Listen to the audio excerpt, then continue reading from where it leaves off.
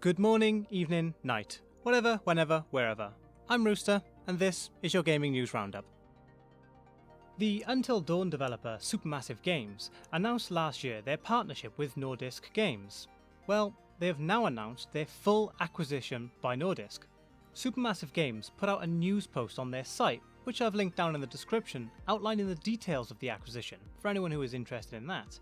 The news post most importantly includes an interesting statement from Supermassive CEO Pete Samuels, and I quote, "It's been a little over a year since Nordisk Games made an initial investment in Supermassive Games and our vision for the future.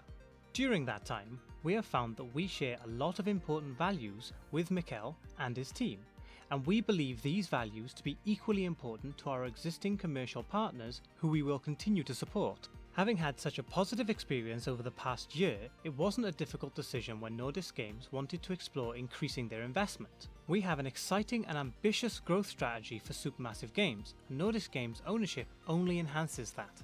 I'm hugely excited about where the security offered by their partnership and continued access to the expertise within Nordisk Games will take us next."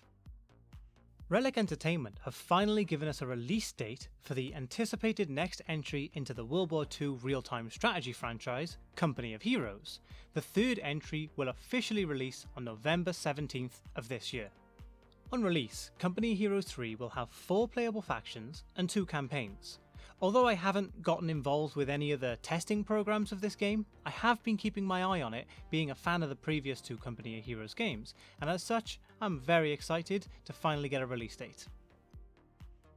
Developer Full Circle have officially announced that Skate 4 will simply be called Skate, and that it will be a free-to-play entry into the franchise coming to PlayStation, Xbox and PC with crossplay and cross-progression support.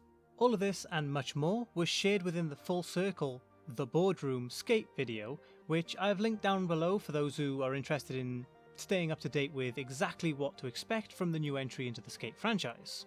Fear not though, Full Circle have confirmed a few details around the free-to-play nature of the game, confirming that there will be no pay-to-win, no map areas locked behind paywalls, no paid loot boxes, and no paid gameplay advantages, which is always reassuring to hear when you find out a game is going to be free to play. With Saints Row just over a month away, IGN got a first look at the various criminal ventures you can experience within the game. I have a link down below for the whole video if you want to go and watch it, but let's talk about a few of the points here briefly.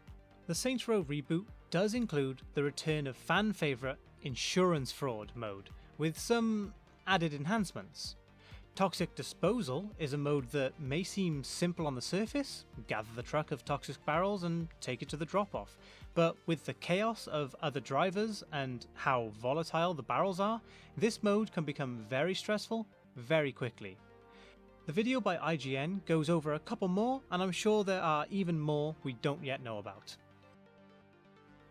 The Halo Infinite campaign co-op flight program has finally gone live for players to test, along with the mission replay feature, which feels a bit of a must for co-op play.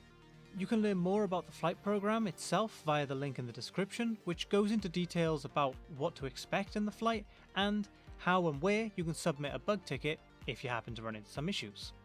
We've been waiting for this for long enough, and although yes, I still feel like it should have been there, present at release, at least we're finally getting it now, and these flight programs tend not to last too long before we see them hit the actual game. Warframe developer Digital Extremes has announced their new project in Soulframe, sticking to the Frame naming style. The lead director of Warframe, Steve Sinclair, will be stepping down from his current position for Warframe in order to take up the same position on Soulframe in order to bring this new adventure to life.